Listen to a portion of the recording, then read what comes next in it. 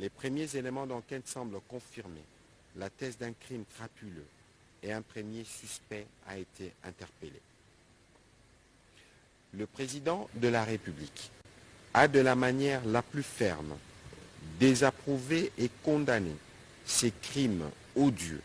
qui a ôté la vie à un serviteur de la République dans des conditions tragiques que rien et alors rien ne saurait justifier.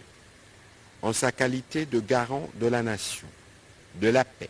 et de la sécurité individuelle et collective, mais aussi du bon fonctionnement des institutions, il n'a pu contenir sa colère et son indignation quant à l'atteinte faite par cet acte odieux au symbole de la République, notre République. Le président de la République a souligné que cette barbarie, autant que toutes les autres formes de forfaiture sordides auxquelles s'adonnent les ennemis de la République, est une attaque contre les symboles du pays, en l'occurrence la paix et la sécurité, auxquels ont droit chaque citoyen, où qu'il se trouve, sans discrimination fondée sur sa race, sa tribu, ses convictions politiques ou religieuses. Il a exprimé ses condoléances les plus attristées à la famille de l'illustre disparu. Réitérant son ferme attachement à l'état de droit,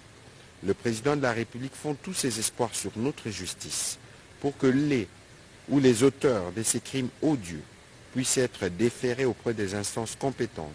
et subir la rigueur de la loi. Ces crimes ne demeurera point impunis. Encore une fois, j'appelle au nom du peuple congolais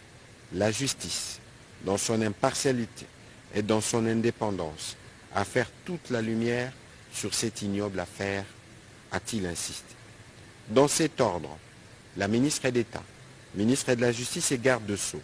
a été chargée de prendre contact avec les autorités belges, dont le Premier ministre a dit au président de la République la disponibilité de son pays à s'associer à l'enquête diligentée. Les experts sud-africains pourront aussi être associés suivant les rapports qui a été fait par le vice-premier ministre, ministre de l'Intérieur, qui y était jusqu'hier pour un séjour de travail. Le deuxième point de la